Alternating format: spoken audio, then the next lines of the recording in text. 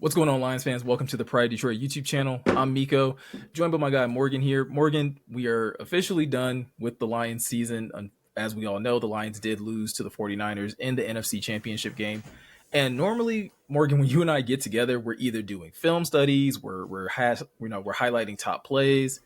We finally are going to start to transition into like our off-season mode. And honestly, like a couple days ago, I didn't think I'd be able to get to this point so quickly, but I'm actually a little excited to just kind of rehash the entire season. So I don't know how you're feeling, but that at least has me a little excited today.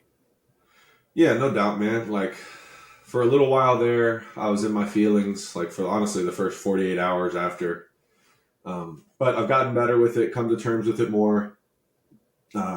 We just talked about it before we got on here. Like Lions shot themselves in the foot a bunch of times, and then the Niners capitalized. So I give them credit. This is their third straight NFC Championship game they've been in. So I almost feel like they were due. I hate to talk like that, but it's like you know what I mean.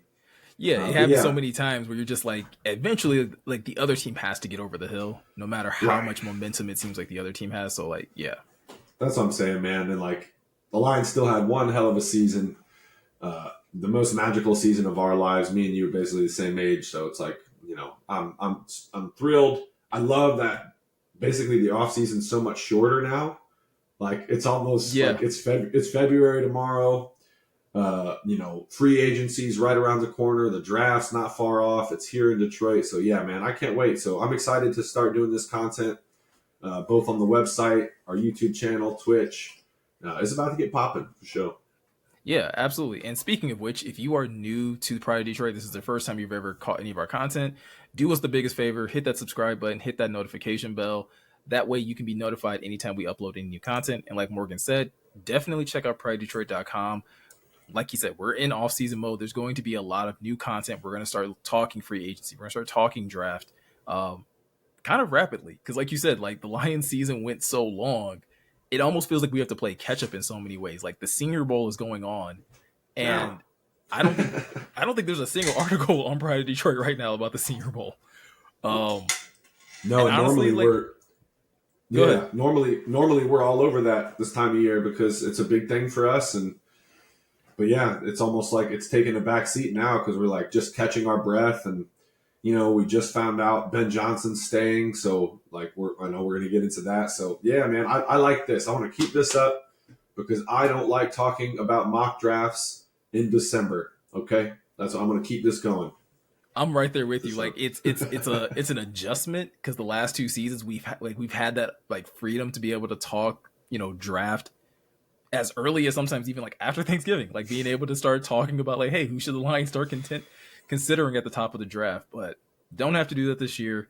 Like you said, we're going to get into a lot of off-season content, and that starts with what we're doing today, which is really taking a look back at this past season, and we're going to take a look first at the coaching staff, like kind of work our way down in terms of how this team performed. And so, Morgan, the best way I know to do that is to start with the man at the top, and that's starting with Dan Campbell. And listen, Dan's been here for a few seasons now. This is now his third season, in the books.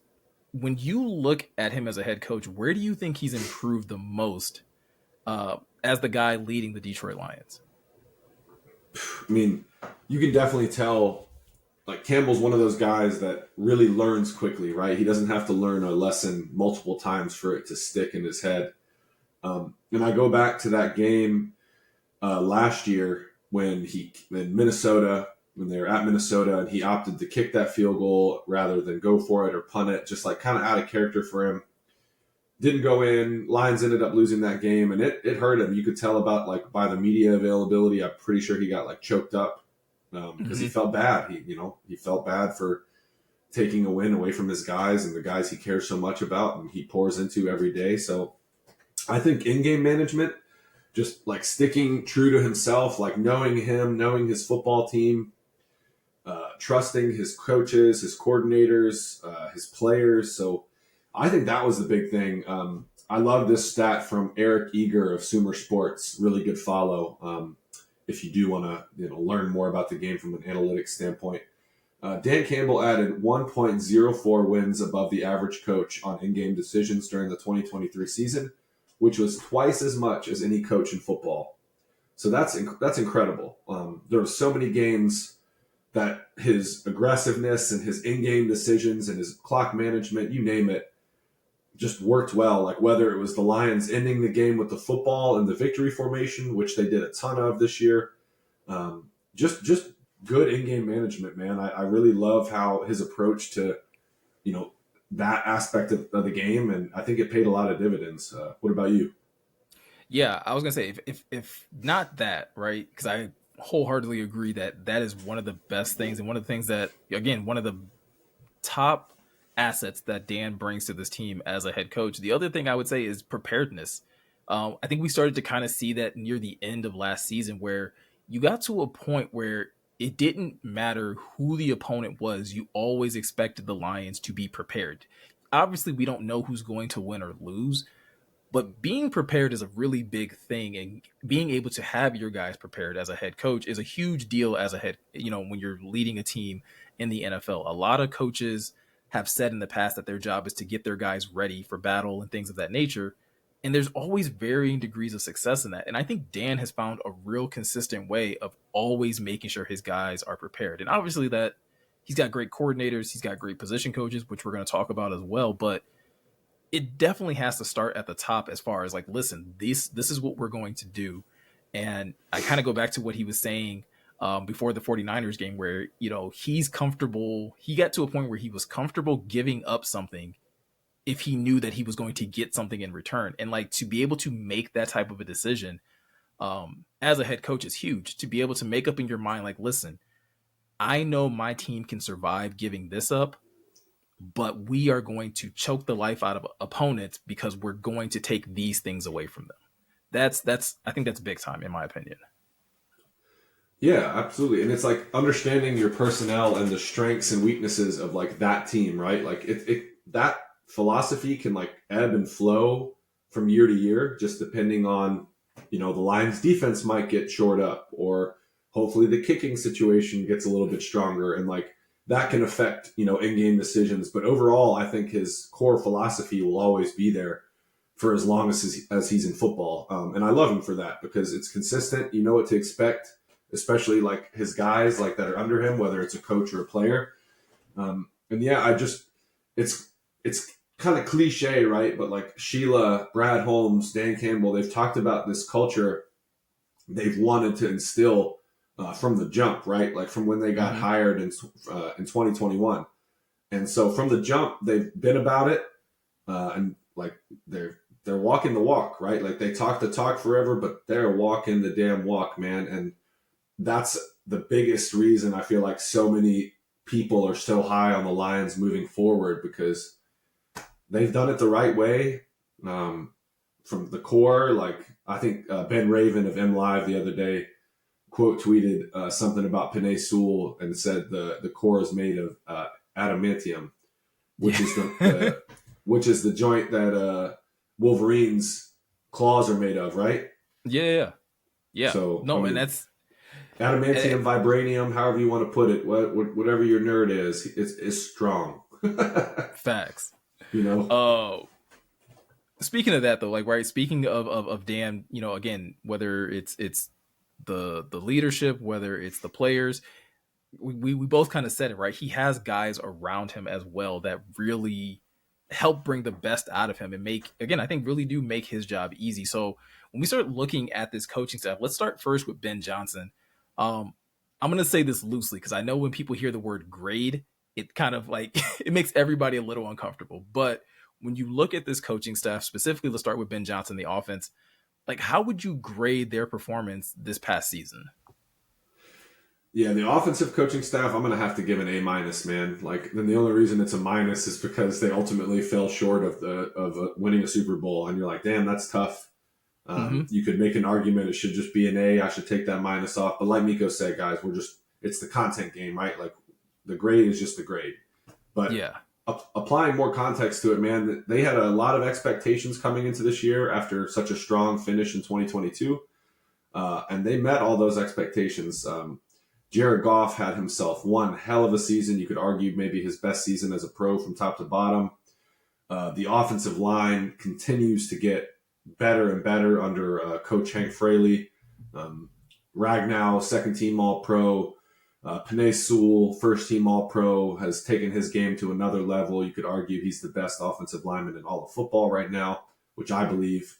Maybe a little biased there.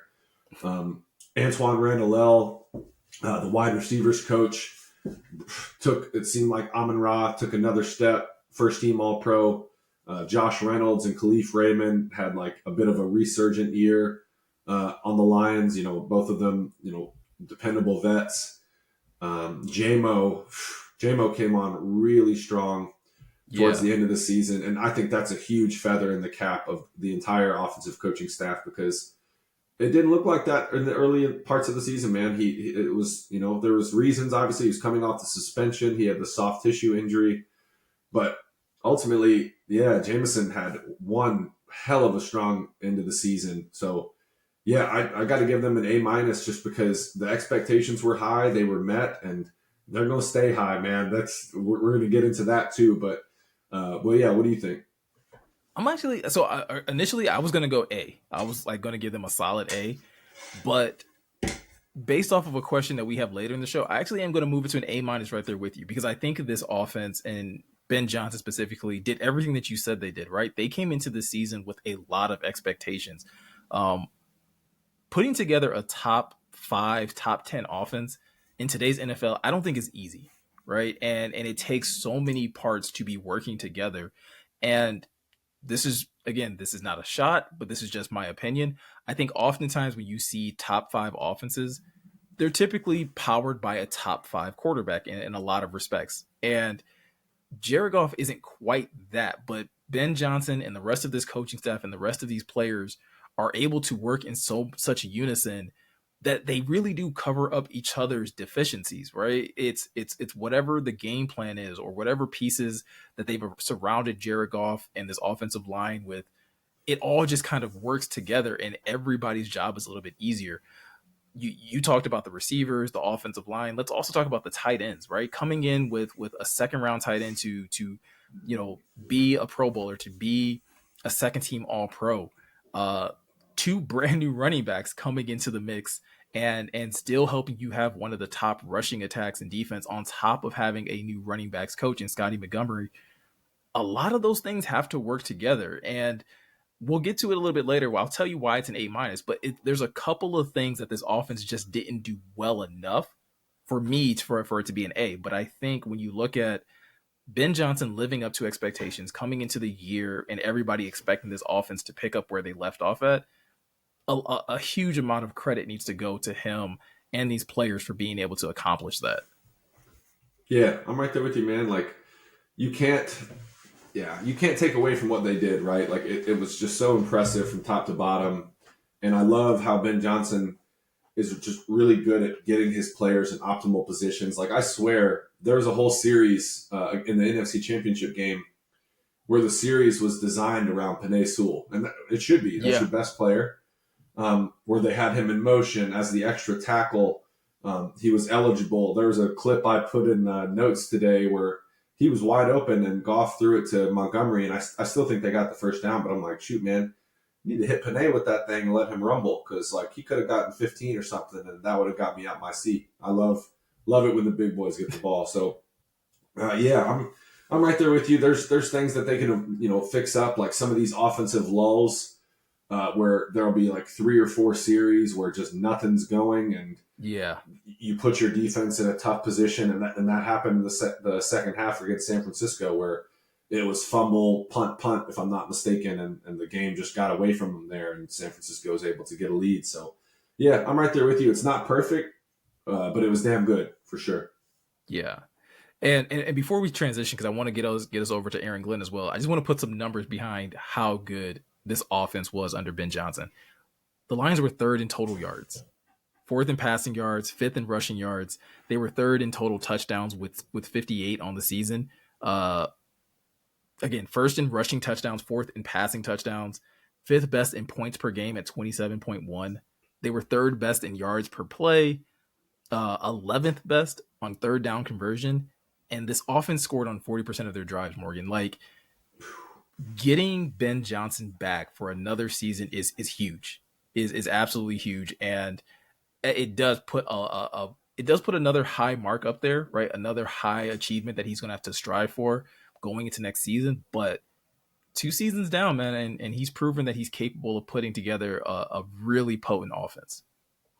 Yeah, and all the pieces are there, and the continuity is big. And I think sometimes that's a little bit overblown in NFL circles, but in this case, it's not, because you have another offseason where Ben Johnson and Goff and everyone and St. Brown, they can all collaborate and just continue to refine this machine and make it even more of a finely tuned monster. And that's what I expect. That's going to be the expectation heading into next season, and I'm excited. It's the possibilities are pretty exciting.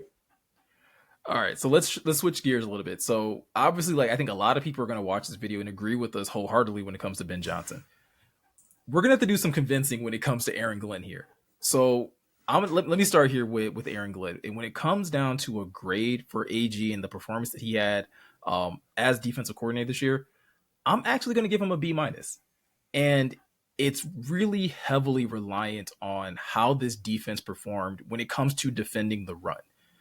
This defense, since Aaron Glenn has inherited, has absolutely struggled. There's no kind of sugarcoating it. It's always been somewhat near the bottom across the board, right? Run defense, pass defense, scoring, like whatever the case may be, they've always been somewhat down near the bottom.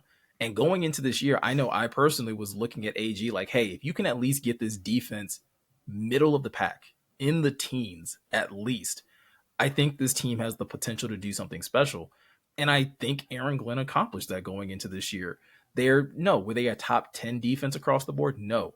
But they were a top 3 defense when it came to run defense. And that's a drastic improvement, especially when you look at the roster and you're just like, hey, they didn't add like this all-star defensive tackle. They didn't add this huge difference maker at defensive end or linebacker.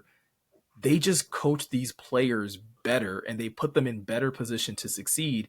And they had a game plan going into every single game, which is, we are not going to let you run on us. Now, the pass defense, the pass defense has its issues, right? Cam Sutton, I think, started the season off really strong. And yes, things kind of started to, he kind of got a little exposed as the season went along.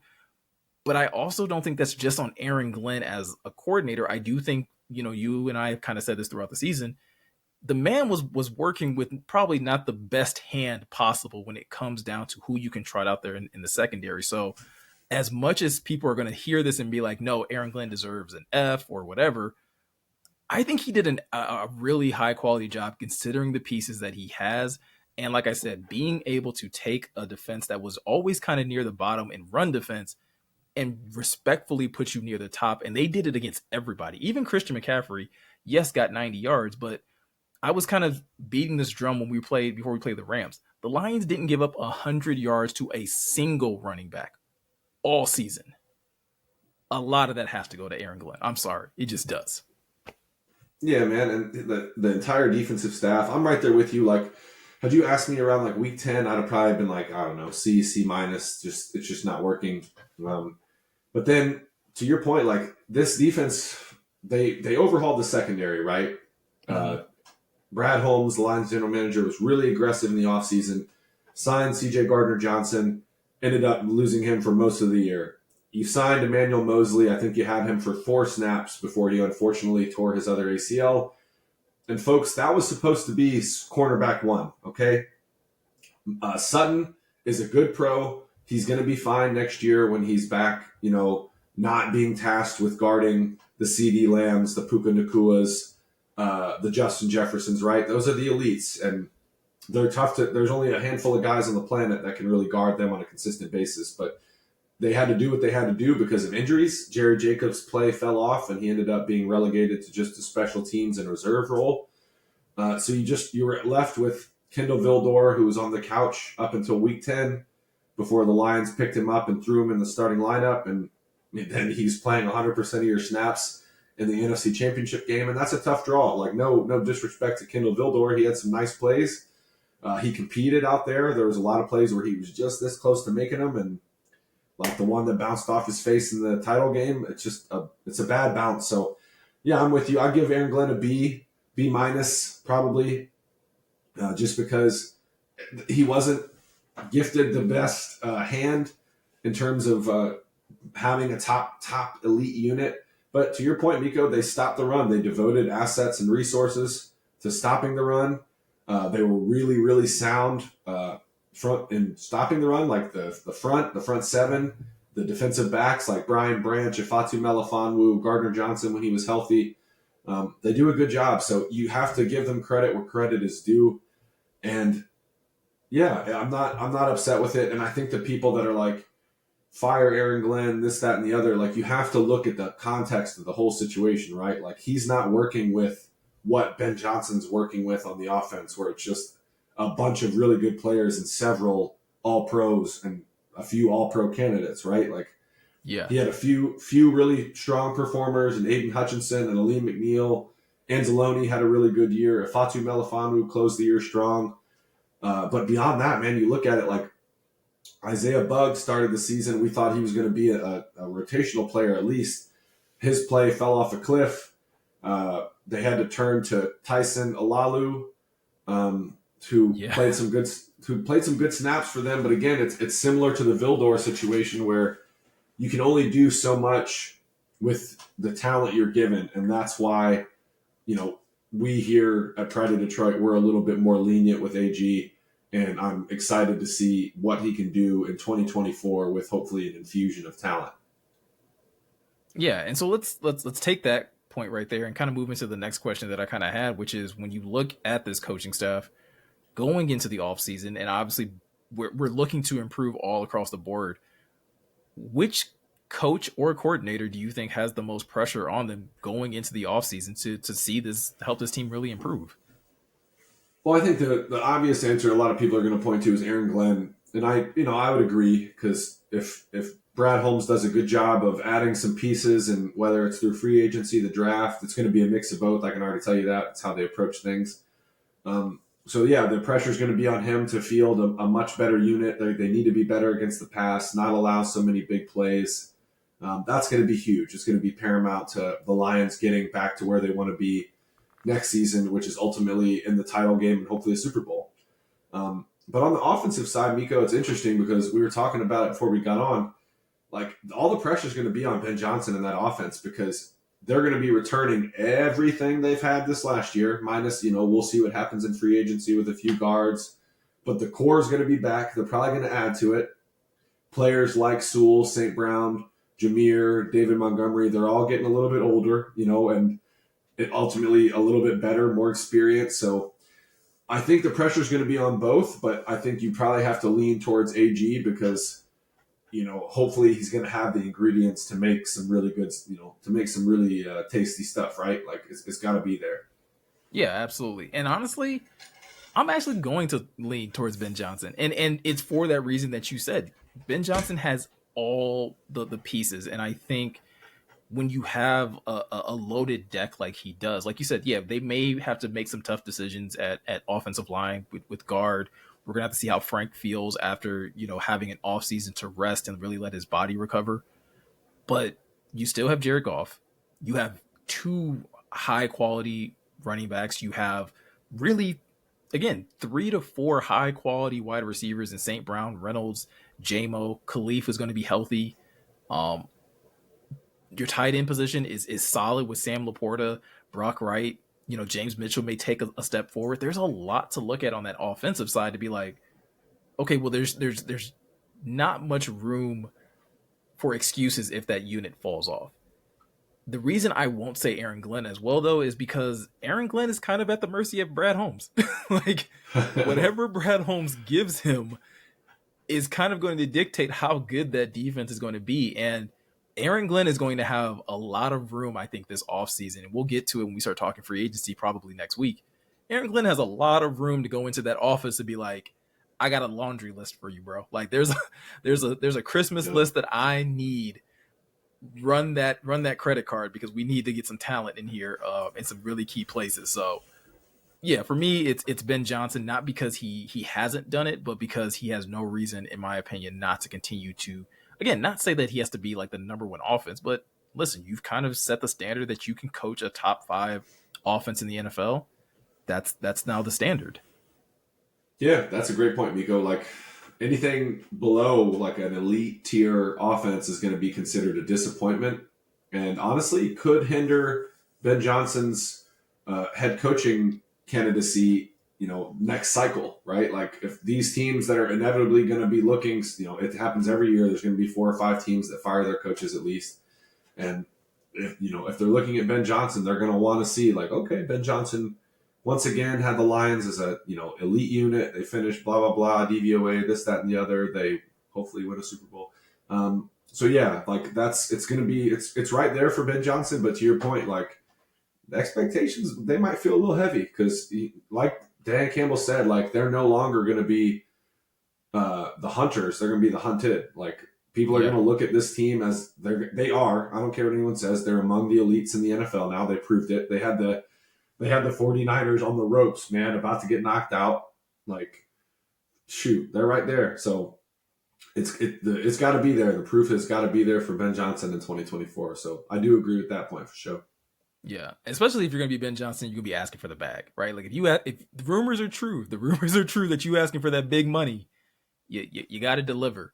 Sure. All right, Morgan. So last point, and we'll kind of get out of here with and let the people kind of enjoy the rest of their day or their evening wherever they're watching this video. But like we said, this coaching staff has to improve across the board. Every single coach from Dan Campbell down, whether you're a coordinator, whether you're a positions coach, assistant coach, whatever the case may be, they have to improve.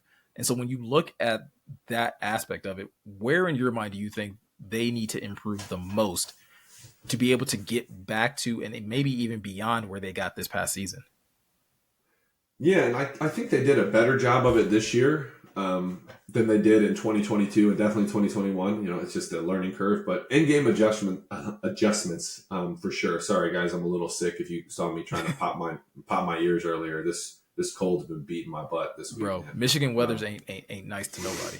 No, it's been tough, like Dayquil and NyQuil like crazy, but yeah, the in-game adjustments for sure. Especially we talked about it before we hopped on, but the third quarter, man, we got to stop that. Like they come out of the game so strong. I don't know how many times this year we just got up on teams like 20-0, and I'm like, damn. Well, here we got to keep scoring because we know they're gonna score out the third quarter. So if it's gonna happen, teams are gonna go on runs, but I would hope that they get better at stopping the bleeding, like not letting it snowball like it did in the NFC Championship game where it was just dropped pass on 4th down, fumble, error on special teams with the big Jack Fox punt, and it rolls in the end zone. Could have downed him at the 1, swung the momentum. So that, and then, avoiding some of those offensive lulls, because as good as the offense was all year, there was a couple times where they lost some of those games, like the Bears game and the Packers, where they hit a lull, and the Ravens game too. That was another example where it's just like 3 and out, punt, 4 plays, punt, 4 plays, punt, turnover. And it's just, you're putting your defense, which was already shorthanded, and we just talked about for a long time. That's how you put your defense in bad positions, right? Like, and that's how games get away from you. So I want to see them get better there, avoiding the third quarter meltdowns and stopping some of these offensive lulls where it's just like, damn, it's been a minute since we moved the ball. Yeah, I couldn't say it any better than that, right? I think if this team really wants to continue to stay among the elite, because I agree with you, I think they've absolutely stepped into that class, being able to adjust on the fly and being able to respond quicker when teams punch you first, because that's going to happen a lot next season. You're going to get everybody's best shot. We say that, I think, somewhat flippantly, but like you are going into next season, you're going to play a lot of the top teams that finish first in their division. And so you don't necessarily get the benefit of the doubt to either be slow out the gate or do what you said, Morgan, you can't go an entire quarter. And I think that happened way too frequently. The third quarter became a staple amongst Lions fans. Like that can't happen next year. You have to find ways. Not saying you have to score on every single drive, but move the football, make it more difficult for the opposing team and put them in situations where they have to march the length of the field to be able to contend with what you're doing to them offensively. And And then same thing defensively, right? Being able to make those adjustments, and when something is kind of hurting you, or if a certain matchup isn't working, having the plays or the fixes in mind to kind of stop that bleeding, like you're saying. So if the Lions can do that going into next season, listen, there's a lot of other variables, but I think that puts them in a really good position to finish the season in a similar way that they did this year, and hopefully not in the NFC Championship, but actually in the Super Bowl. Yes, sir. I'm right there with you, man. Even like you said, even on offense, it's not even, we're not asking for scoring drives every drive, but like some of those where, all right, you punt, 3-and-out, punt. You have 2 of those in a row. That next series can't be a 3-and-out. Like you need at least a couple first downs, let your defense catch their breath. And like that's where, it starts to snowball. So it's just like they're really efficient. They were one of the most efficient offenses in football all year. So like it kind of sounds like we're like, what? How are you saying that? How are we beating up on them for this? But like you said, there was too many times where those lulls lasted for an entire 15 minutes of game clock. Like I can handle 6 or 7 minutes. Like that's cool. Yeah. Like it's going to happen, but you got to stop it from snowballing to a whole damn quarter. Cause like, that's just not good enough. 100%. So Morgan, that's going to do it for this video. That's going to pretty much wrap up our assessment of the Lions coaching staff this past season. But let us know in the comment section below, what did you guys think of the Lions coaching staff? How would you grade Dan Campbell, Ben Johnson, Aaron Glenn? Are there some other coaches on this coaching staff that you believe deserve some credit and some recognition that we didn't get a chance to mention? Let us know all that in the comment section below. Also, head over to PrideDetroit.com. Like we said at the beginning of this video, we're in off-season mode. There's going to be some more unique content. We're not talking about opponents or anything like that. It's all about what this team can do to get better for next season. And make sure you hit the subscribe button, hit that notification bell, because Morgan and I and maybe a couple other people from POD are going to be on this YouTube channel talking so many different things: draft, free agency, any type of news that probably comes out in between that time. All of it's going to get covered here on the Pride Detroit YouTube channel. So with all that said, I'm Miko. He's Morgan. Thank you guys for taking the time to watch, and we'll be sure to catch you guys in the next one.